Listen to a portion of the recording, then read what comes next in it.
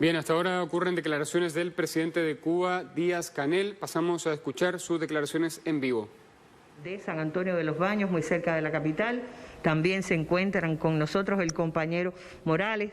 El compañero Morales y el compañero Polanco también están con nosotros, miembros del secretariado del Comité Central del Partido, quienes estarán comentando las experiencias de este recorrido. Como verán, estamos en las condiciones de la llegada y periodistas que acompañamos en el recorrido por San Antonio al primer secretario y a los acompañantes. Está Talía González, está también Leticia Martínez, así que le doy la palabra al presidente para que explique el momento y dé la información a la población.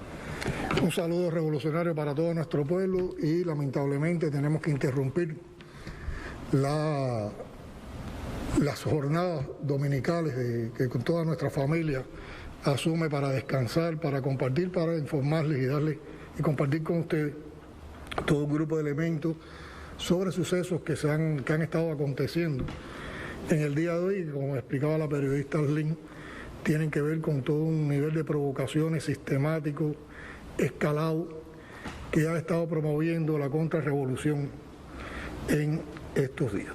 Bueno, ¿qué antecedentes nosotros tenemos de la situación que estamos viviendo? Bueno, hemos sido honestos, hemos sido diáfanos, hemos sido claros y en todo instante le hemos estado explicando a nuestro pueblo las complejidades de los momentos actuales.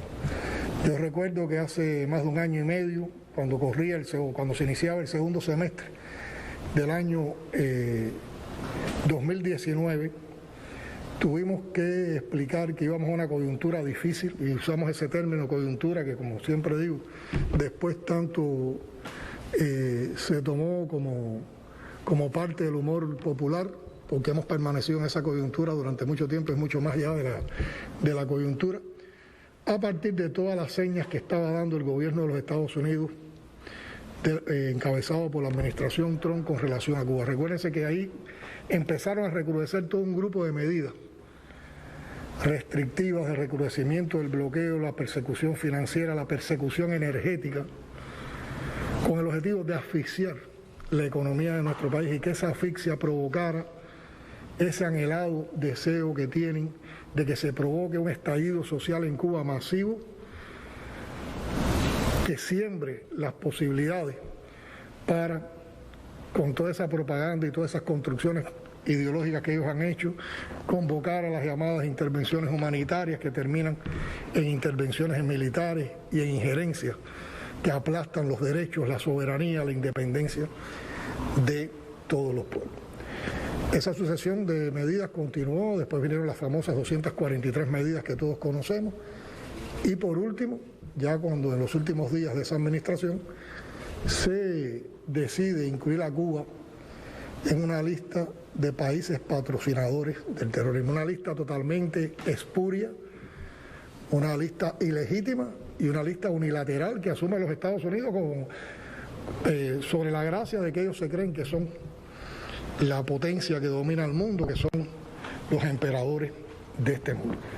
Lamentablemente, por la falta de dignidad que existe en un grupo de instituciones internacionales y también en una parte importante de algunos países, muchos se someten de golpe a todas estas medidas y a todas estas acciones.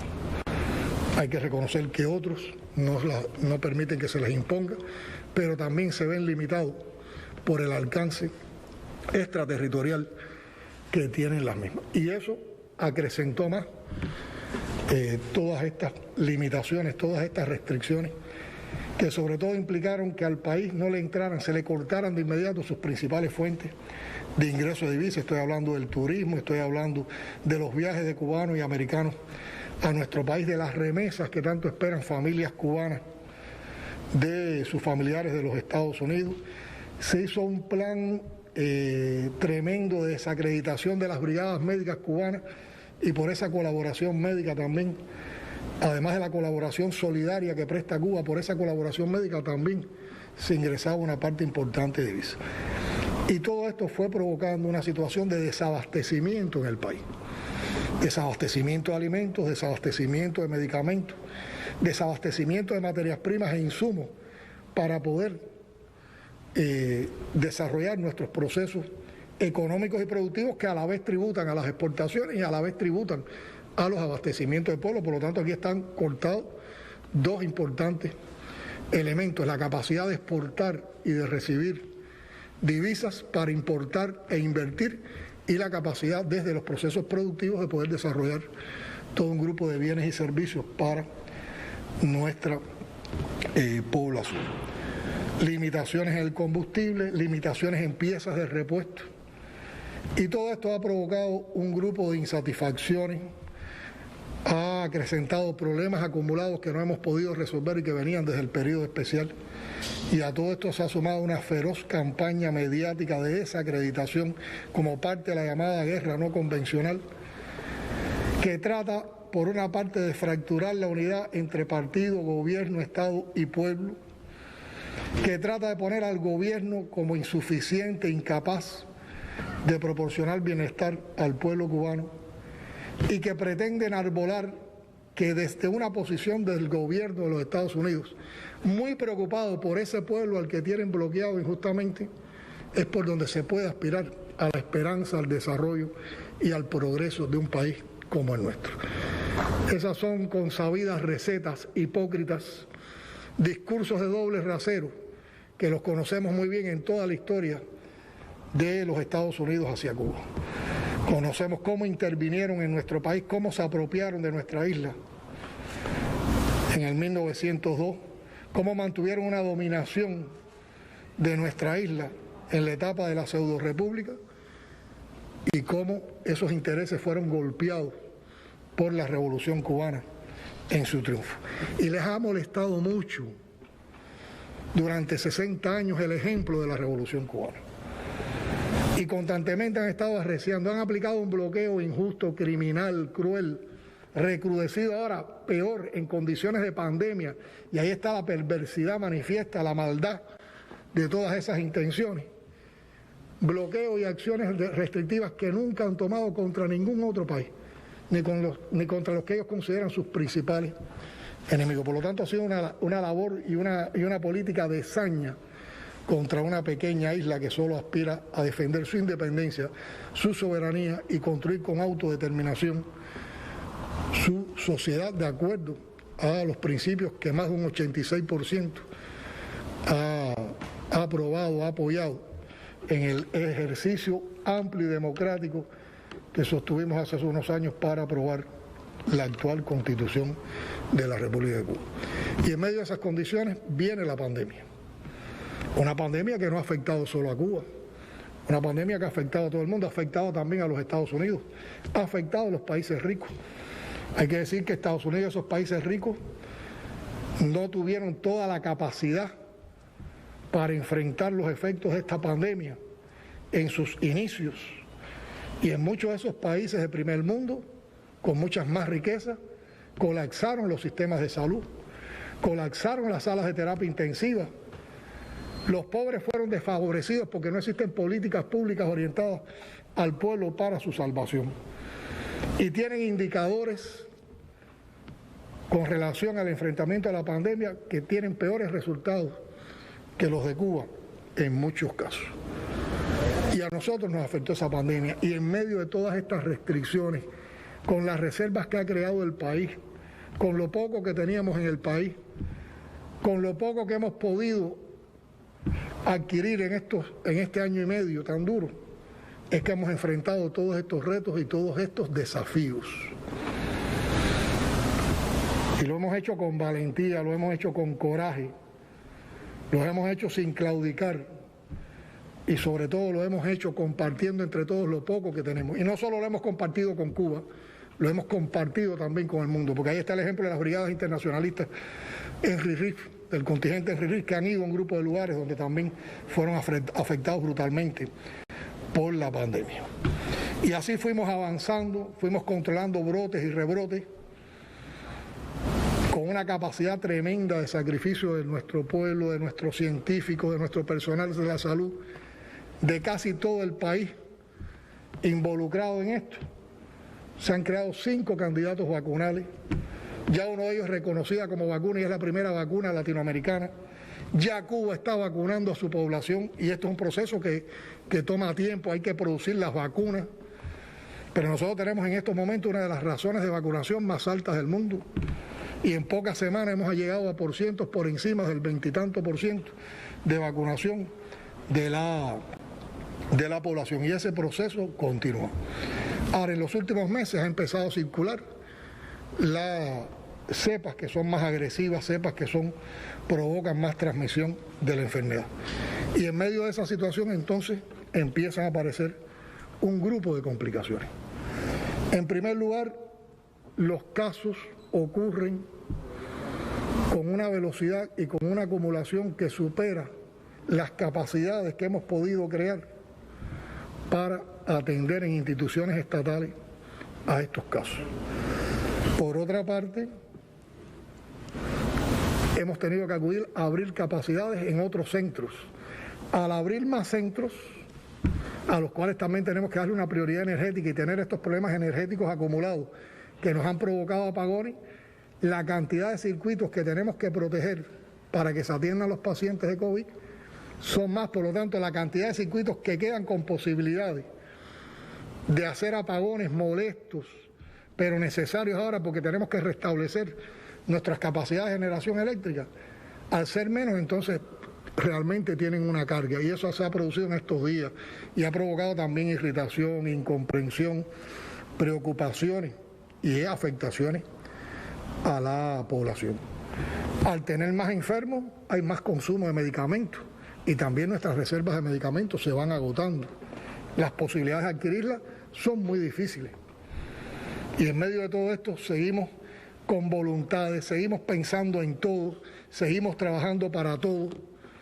Ahora tenemos que ir a la experiencia del ingreso domiciliario ante la falta de capacidades de un grupo de provincias y hemos tenido entonces que convocar a las familias para que tengan una participación más directa, más responsable y uno no se cansa de admirar en medio de toda esta situación esa capacidad de resistencia creativa que tiene nuestro pueblo y cómo con esa capacidad de resistencia creativa, con esos valores, si los acompañamos de responsabilidad, de unidad, de acción, nosotros en el menor tiempo posible, con vacunación y con comportamientos responsables, cumpliendo las medidas higiénico-sanitarias, el aislamiento social y el distanciamiento físico, saldremos más temprano que tarde de este pico pandémico que no es solo un caso cubano. Cuba lo que logró fue postergarlo en el tiempo con todo lo que hicimos. Y también en menor tiempo lo estaremos superando y así es como hemos estado en estos días moviéndonos por las provincias para ratificar y para puntualizar todas las estrategias de enfrentamiento a la misma. Entonces, de manera muy cobarde, muy sutil, muy oportunista, muy perversa, a partir de situaciones más complicadas que hemos tenido en provincias como Matanzas, en provincias como Ciego de Ávila, estos que siempre han estado apoyando el bloqueo, los que se han servido como mercenarios y lacayos del imperio yanqui, empiezan ahora a aparecer con doctrinas de intervención humanitaria, de corredor humanitario que todos sabemos a dónde conducen, para fortalecer el criterio de que el gobierno cubano no es capaz de salir de esta situación, como si ellos estuvieran tan interesados porque se resolvieran los problemas de salud de nuestro pueblo. Si quieren tener un gesto con Cuba, si quieren de verdad preocuparse por el pueblo, si quieren que se resuelvan los problemas de Cuba, abran el bloqueo y vamos a ver cómo tocamos. ¿Por qué no lo hacen? ¿Por qué no tienen valor para abrir el bloqueo? ¿Qué fundamento legal, qué fundamento moral sostiene que un gobierno extranjero le pueda aplicar esa política a un país pequeño, en medio además de situaciones tan adversas? Eso no es genocidio, eso no es un crimen de lesa humanidad, y los que se prestan a ello, ¿a qué se están prestando? Entonces enarbolan criterios de que nosotros somos una dictadura que se procura por darle a toda su población salud, que trata de buscar bienestar para todos, que en medio de estas situaciones es capaz de tener programas y políticas públicas en función de todo, que está aspirando a vacunar a todos con una vacuna cubana, porque sabíamos que nadie nos iba a vender vacunas. No teníamos dinero para ir al mercado internacional a comprar vacunas. ¿Qué dictadura más extraña? Ahora vociferan que somos asesinos. ¿Dónde están los asesinados en Cuba? ¿Dónde están los desaparecidos en Cuba? ¿Por qué los otros países que han sufrido estos eventos de picos pandémicos no fueron en la prensa atacados y a esos no se les puso como solución la intervención humanitaria? Ni se les armaron estas campañas de descrédito que tratan de armar contra nosotros. Yo creo que la vida, la historia, los hechos demuestran que está detrás de todo esto, que es asfixiarnos y acabar con la revolución. Y para eso están tratando de desalentar a nuestro pueblo, de confundir a nuestro pueblo. Y cuando la gente está en situaciones severas como las que estamos viviendo, entonces ocurren hechos como los que vimos hoy en San Antonio de los Baños. En San Antonio de los Baños, un grupo de personas se agrupó en uno de los parques más céntricos de la ciudad para protestar, para reclamar. ¿Quiénes componían ese grupo? Lo componían personas de pueblo que tienen necesidades, que están viviendo parte de estas carencias, de estas dificultades. Lo hicieron también personas revolucionarias que pueden estar confundidas o que pueden no tener todos los argumentos o que también están expresando estas insatisfacciones. Pero esos dos grupos de personas lo hacían de una manera distinta y buscaban un argumento y buscaban una explicación y pedían una explicación. Y lo primero que te decían: yo soy revolucionario, yo apoyo a la revolución. Pero esto estaba encabezado por un núcleo de manipuladores que sí se están prestando a los designios de esas campañas que salieron en las redes sociales, la famosa SOS Matanza o SOS Cuba, el llamado al cacerolazo que están haciendo hace varios días para que en varias ciudades de Cuba hubiera manifestaciones de este tipo y existieran disturbios sociales. Eso es muy criminal, es muy cruel en medio de este momento donde tenemos que lograr que la gente esté en las casas, que la gente esté recogida, que la gente esté protegiéndose. Y con la moral que da la revolución, los revolucionarios de San Antonio de los Baños,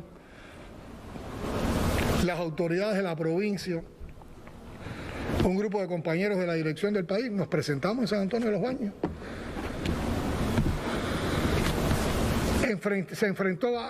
Esa masa de revolucionarios se enfrentó a los contrarrevolucionarios. Y hablamos con los revolucionarios, incluso con algunos que pueden ser no revolucionarios, pero que estaban pidiendo argumentaciones. Y después marchamos por el pueblo y recorrimos el pueblo para demostrar que en Cuba las calles son de los revolucionarios.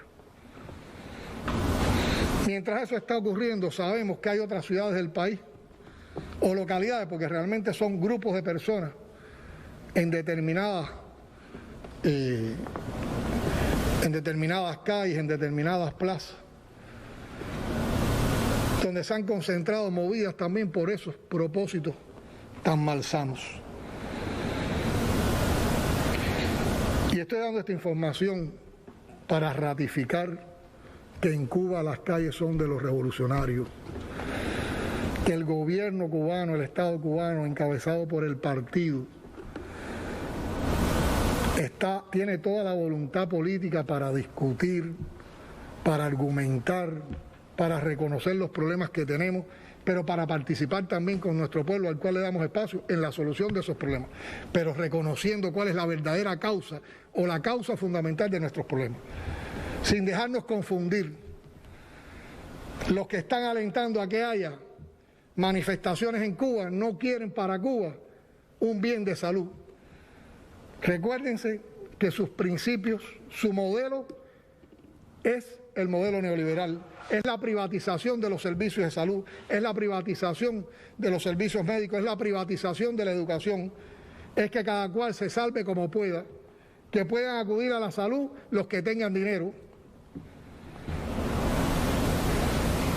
Nosotros no vamos a entregar la soberanía, ni la independencia del pueblo, ni la libertad de esta nación Y aquí también ratifico que habemos muchos revolucionarios en este país, en este pueblo, que estamos dispuestos a dar la vida, y eso no es por consigna, eso es por convicción. Tienen que pasar por encima de nuestros cadáveres si quieren enfrentar a la revolución. Y estamos dispuestos a todo, y estaremos en las calles combatiendo. Y sabemos que se están orquestando incidentes de este tipo, sabemos que en estos momentos hay masas revolucionarias en las calles de La Habana también enfrentando elementos contrarrevolucionarios. Separamos a los revolucionarios que puedan estar confundidos, separamos a los habitantes de Cuba que puedan tener determinadas preocupaciones, pero no vamos a admitir que ningún contrarrevolucionario, mercenario, vendido al gobierno de los Estados Unidos, vendido al imperio, recibiendo dinero de las agencias, dejándose llevar por todas estas estrategias de subversión ideológica, vayan a provocar desestabilización en nuestro pueblo. Y habrá una respuesta revolucionaria. Y por eso también aquí estamos convocando a todos los revolucionarios del país, a todos los comunistas, a que salgan a las calles en cualquiera de los lugares donde se vayan a producir estas provocaciones, hoy, desde ahora y en todos estos días, y enfrentarla con decisión, con firmeza, con valentía. Como dije en el informe, en el discurso de clausura del Congreso del Partido, a la revolución la defendemos ante todos los revolucionarios y en la primera fila los comunistas.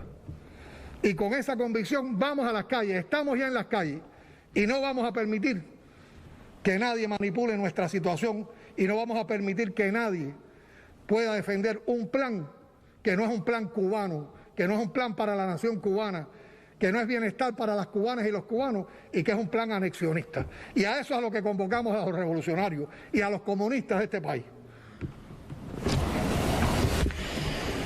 Gracias, presidente. Bueno, en las próximas horas tenemos entendido que el gobierno estará dando una información más amplia. Yo quería disculparme porque no dije que Roberto Morales y Rogelio Polanco, porque en la prisa de la llegada, acabamos de llegar, como se notará, el presidente está bañado en sudor, como estamos prácticamente todos. Venimos de las calles de San Antonio, donde verán las imágenes ahorita. Talía González ha filmado, lo filmó también con sus teléfonos Leticia y otros compañeros que se encontraban en el lugar. Verán las imágenes de un pueblo donde la mayoría también acompañó al primer secretario del partido y a sus acompañantes, y un respaldo a la revolución, porque hay una comprensión en este momento de que la verdad de la revolución es la defensa de todos. Yo creo que con esta alocución que ha hecho el presidente podemos ya dar paso a la señal de los canales en este momento, como usted decía, que están